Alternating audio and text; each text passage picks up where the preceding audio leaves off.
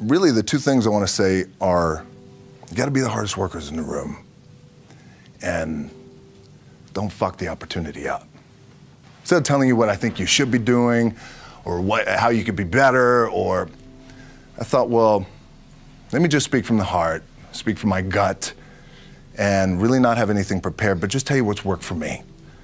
And maybe some of the stuff that's worked for me might work for you now, currently, presently, as you guys have your goals and ambitions, NBA championship, MVPs in this room, things like that. But then further on down the line, as you guys continue to live your life. The first thing I would just want to say is this idea and this notion that you could be anything you want and you can accomplish anything you want, right? We hear that. You've heard that from the time you were little boys.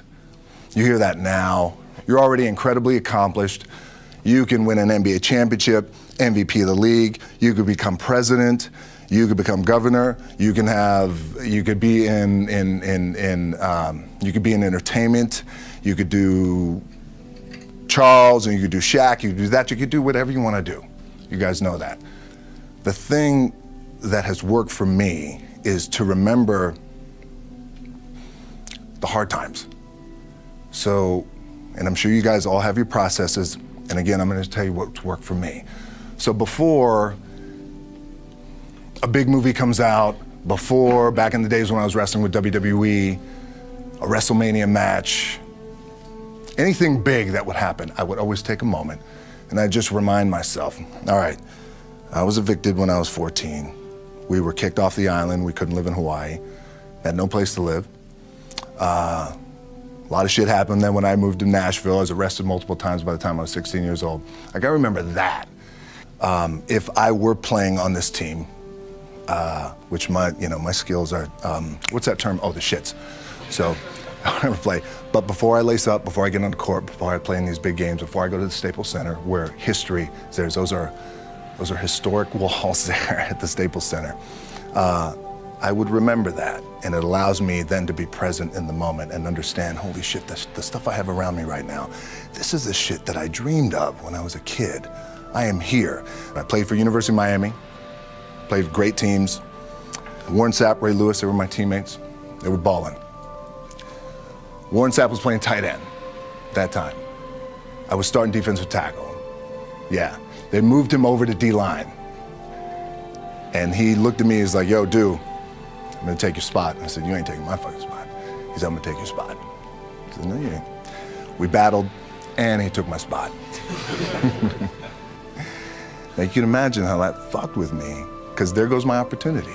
He went in, switched to defensive tackle, lit the world on fire. Well, what that did, it crushed me, it crushed my dreams. I had a piss poor senior year, zero production, no NFL, no combine invite, nothing. Finally went to the CFL. Calgary Stampeders, making $250 a week Canadian. Now I had to send that shit home to my wife at that time. Had no money. So I remember that. When I got cut from Canada, I had $7 in my pocket. And I always tell that story. So now my production company is $7, advertising agency is $7, everything is $7. So I always remember that. What helps me is to keep the hard times in the front of my mind, because it allows me to go into these big moments that I've worked my ass off, and you guys have worked your ass off. It allows me to go into these big moments with a different perspective. What it also does for me, and again, this is what works for me. Like, I keep my back, excuse my language, my back is up against this motherfucker every day. It's against this fucking wall. Excuse my language, ladies in the room. But it's up against this motherfucker because it's what I believe in. And when my back is against this motherfucker, then there's nowhere to go. But that way. That's it. So I feel like this could be something, an ideology and mindset that could help you, if you look at it that way. Because you made it already. We made it. We're successful boys, and we're lucky boys to be where we're at. Oh, you guys made it. Everybody's rich in the room. Nobody's gonna get evicted anymore. Anything you got, there's no more money problems, right? You got a lot of hands out now. Hey, can I get a little bit? Can I get a little bit? Right, that happens. But when you make it, for me, I need this. I need this. So every day, my back is up against this motherfucker, and this is how I operate. Now, doesn't mean you don't smile, doesn't mean you don't laugh and joke, right? You're happy, I'm a happy guy. But when it comes to business, and when it comes to executing, it's up against this. And I gotta go that way. And I don't give a fuck who is in front of me. They're not gonna stop me. I feel like for me, it feels seamless because you prepared for so long, but it's just like you guys prepping for a game. That's the fun part. That's where it's like, fuck, it's fun, man. People are paying their hard-earned dollars to come see you. They're cheering, they're going bananas, they're booing the shit out of you or on the road. That's fun. That's what you live for. I mean, that's the juice right there. The prep is where the character's made. And I just don't mean the character I play, I mean the character in here. So for me, the prep is getting with the director, getting with the producers, getting with the writers, so in essence, it's like getting with all your coaches and your different position coaches and all the meetings that you have to have, right? So that's the work you put in. The key for me was, where does it start? What's the anchor? What's the anchor? So I could have all these ambitions, and you guys have all these ambitions, which is great. It's important. I'll play this role, you'll play that role. I'll execute this thing, and it'll come out this summer. You guys will execute this thing during the summer, right, when it's time to really put in a lot more work. But the key with me is just always finding what the anchor is. And the fucking anchor is getting up at 4 o'clock in the morning every day before anybody else and grounding my thought process is in the no one will outwork me. No one. I love and I respect you guys. You motherfuckers won't outwork me. All starts with this. 2 hands, putting it to work. The anchor for me has always been the work in terms of the weight room training. So when I first started wrestling, I was 6 years old, rolling on the mats with my dad. My old man, a lot of you guys won't know this. Yeah, Rocky Johnson. My old man was Rocky Johnson. He was the first black WWF at that time. First black WWE tag team champions with Tony Atlas back in 1983. My uncles were the Wild Samoans. I come from a long line of pro wrestlers. But before the wrestling part happened, I was just in the gym putting in the work. At 6 years old, rolling around on the mats. And finally, when I could touch weights at 13, that's what I was doing. But the weight part for me and the gym part has always been, has to be the anchor for me. Because again, it allows me, what's that? Yeah. It allows me to keep everything grounded. But then also, you know, look, I think too, yeah, this is crazy. That's what happens. You get the strength coach in here. Preach. Get it in there. I went to Gunner's gym one time. We first moved to LA about a year ago, man. He's like, come here, DJ, look at this thing. He picked this thing up, and I was like, God damn, man, what? And there's pulley here, and the thing coming out of the fucking garage there. Look at this, it feels good, right? Like, I can't. Yes, it feels good, I can't. Look, boys, your body's your body, right? You're young now, you're balling, everything feels good. You have your little nicks and dings and all that shit. You're gonna have that, you're gonna have your surgeries. We all have it. But eventually, and I promise you this, the one thing that will never, ever, ever go away is you get your ass in that weight room and you put in the work. That's gonna happen when you're 30, 40, 50, 60, 70. That never goes away. You get on the court, you shoot some shots, but you're gonna wind up right back in the weight room, right? Right back in your spot. Film gives me the biggest opportunity to make the biggest impact, global impact. I don't want to make small movies. I love and respect our movie business, but I want to make big movies that do well, and when they do well, it's not the money thing, because we have money, right? Money's good. Money's good. It ebbs and flows. It's the idea that I can impact as many people as possible with a big global movie. And when the global movie is touching $1 billion, that sounds good, right? It's good for the bank account, it's good for everybody involved, everybody's getting their piece of cake, it's great. But what that does do, I know I'm impacting people around the world by giving them some good entertainment, making them feel good, leaving the theater floating. So it's the same thing, right? When you guys have this bigger goal, say for example, when you become world champions again, as polarized as the sports world is, it's a fucking incredibly inspiring thing, even if they're not fans of your team. Even if they're not fans of your team. So think about that, when you guys do that, the impact that that has, the ripple effect that that has for the city of LA, California, the United States, the globe, little kids. Damn, I want to be that one day. Favorite WWE moment would probably be, I've had a lot of them, and got really, really lucky. I think probably the matches I had with Stone Cold Steve Austin. Yeah, they were really good, and we just had a real special chemistry. And anytime we got in the ring, it created this kind of magic, and we broke a lot of records and pay-per-view records. At that time, WWE, they were still in the pay-per-view model, in the pay-per-view business. They're not now. But that was always cool because we had a goal. Steve and I had a goal, which was let's sell out a stadium and let's break a pay-per-view record. But it was always cool with him because then always too, he was the kind of guy who, and you guys have this, you have this amongst your team, you have this amongst players in the league, where that guy, former Texas football player, West Texas State down, so he was crazy, but he would push me and we would push each other every night. And the thing that the WWE taught me, which I think you guys can take away and it can apply to a little bit of your practice and your business and your gameplay, is WWE taught me to always listen to the people. You always want to listen to the people. So when I would go out, look, you go out, there's always a lot of ego, and I want to do my shit, and then another wrestler would say, oh, I want to do my shit, and I want to do my finishing move, let me do my finishing move. I got to look good, I got to do all this. My last match in WWE, I'll share this with you guys too, is that, again, because there's a little bit of takeaway here from all this shit, is I wrestled John Cena, and I went in, I think it was 2013, I went in WWE champion, and we went in MetLife Stadium. We had a record-breaking attendance, which was amazing that night. We accomplished our goal. So I wrestled with John Cena. We had 45 minutes planned for the match. It's nonstop go, right? So your conditioning is tested. And at that time, I wasn't full-time in WWE. I was just doing these spot matches where I was still shooting G.I. Joe, I think, or Pain and Gain at that time. It was Fast and Furious 6 in London. Had to travel in the ring, get all my ring work in, travel back to shoot Fast and Furious, then back, WWE Raw, doing those shows, the big build-up to WrestleMania against John. We get to MetLife Stadium, it's a big night, this is it, it's game night, right? It's championship night for me. 45-minute match planned out.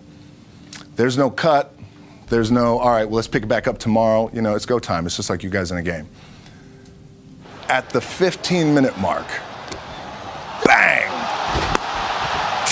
I feel something pop. I'm like, boom, what the fuck? I'm laying there, and both of us are out. I said, oh, fuck, something's going on. And I stick my hand, now there's 85,000 people, right? And we're just laid out like this. I kind of roll over, I stick my hand down in my trunk just to see, I want to make sure that there was no bone sticking out. So if there's no bone sticking out, what the fuck? Something just happened. Referee comes over and he's like, Rock, you all right? I'm like, yeah, I think I'm all right. I said, fuck. I get up, I go to step, and I can't step. I can't do this. I have to use my leg like momentum. I gotta do that. So now in that moment, and you guys are gonna have these moments, you probably already had them already, where you're in the game and you're in the thick of things, and you gotta make a decision. What I gotta do? I'm gonna stay in the game, I committed to the team, I committed to my team, the whole entire roster, right?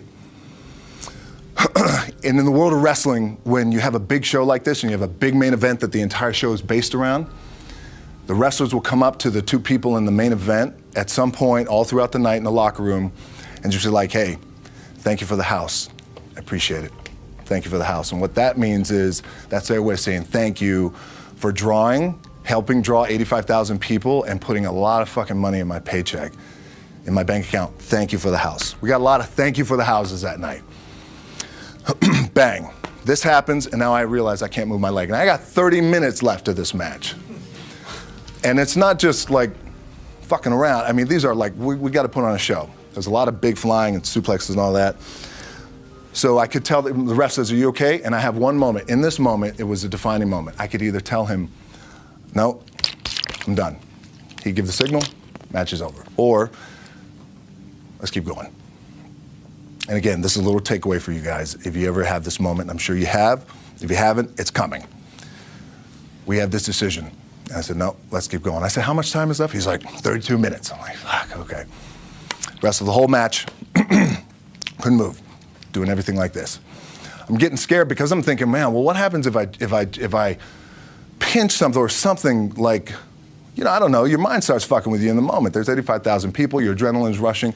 Thinking, man, what happens if I'm gonna lose my leg or some shit like this, if I've just done something to my artery? Final move of the match is his big finishing move. And I remember I'm getting up and I'm turning like this because I have to fall into him. He's gonna hit me with his big finisher. It's like a massive suplex where I go over his head and fucking slams me down. And I remember turning into John, and he says, and I remember thinking to myself, God, please don't let this be too bad. Just take care of me. Take care of me. Bang! I feel boom! And I don't know what the fuck just happened. Now, luckily the match is over. He pins me, 1, 2, 3. Comes in the back, I get to the back, I can't move. Now I'm getting a little nervous. And doctors come in. John comes in. You okay? He comes in. We always like to celebrate with booze. He brings like moonshine, like legit moonshine. It's like crazy white boy shit that they bring, like in a jar. This is moonshine. Hey, let's have some moonshine. It's okay.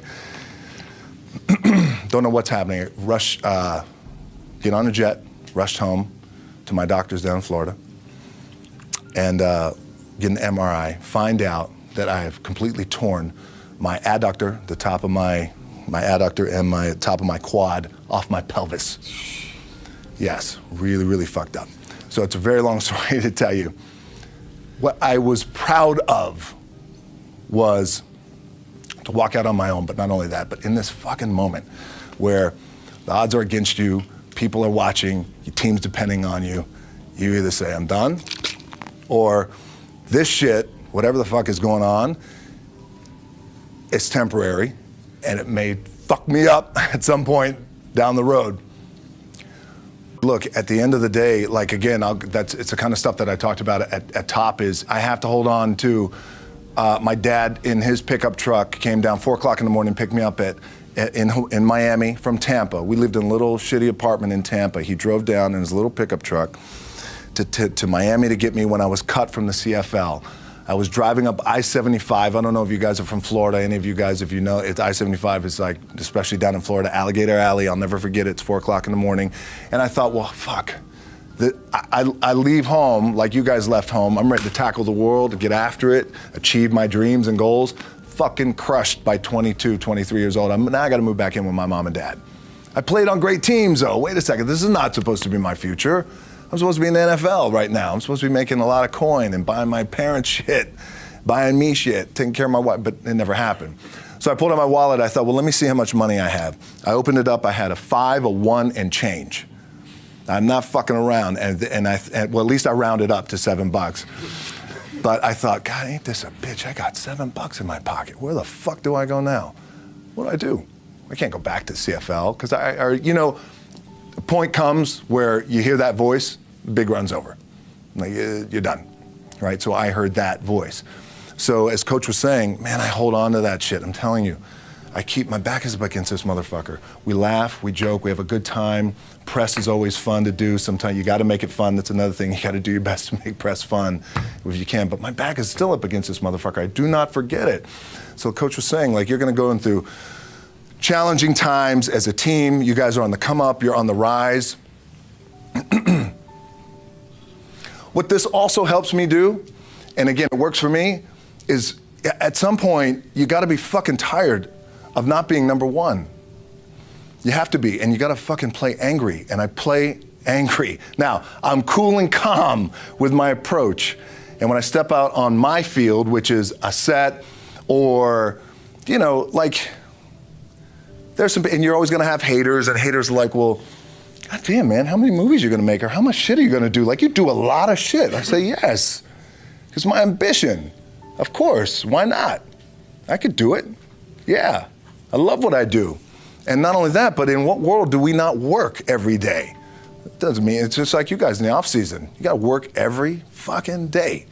doesn't end.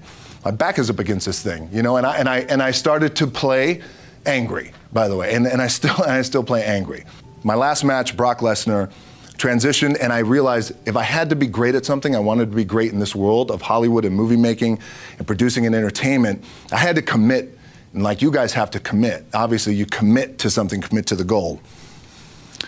So I quietly retired. 2 years later, I thought, what the fuck did I do with my career? Because my movies were not doing well. I was written off. I was like, it was around 2006, 2007. I was like, God damn. I left, I pulled a Jim Brown.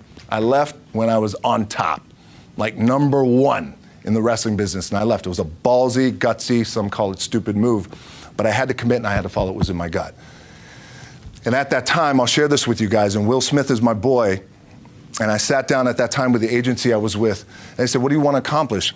I said, I want to accomplish the world. I want the world, and I want Will Smith's career, and I said, and I mean this respectfully because I know he's here at this agency with us, I want to do it bigger and better. And they looked at me like I had 3 fucking heads, and they were like, okay. But I still stayed focused, and I still had still put in the hard work with my 2 hands, and that's it. And that's what it comes down to with you guys too. You know, look, I appreciate you guys giving me the time. I enjoyed this back and forth, rapping a little bit.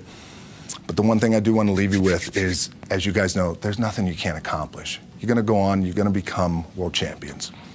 The key for me, what I think one of the keys is, remember where you came from, keep that shit in the front of your mind, and when shit goes bad and it goes sideways, a lot of shit does, you're getting booed out of the fucking building, or you're coming through this injury, or people are writing you off, oh, you guys ain't gonna fucking make it, you know, any of that shit. You gotta keep it in here. And it really has to, it should drive you. It should. It works for me. It should drive you. You got all the talent in the world. It's all here. It's all here. Everybody's the next best thing. Everybody's the thing. Everybody's the best. It's all here. But goddamn, I want to do it better. I'd want to do it better. I don't know how that is, because they even said to me, well, how do you do it better than him? This was in 2006. I said, I don't know. But I do believe there's a better way to do it and a different way to do it. Maybe it's through social media, connectivity, global, I don't know. Let me understand the market, all that.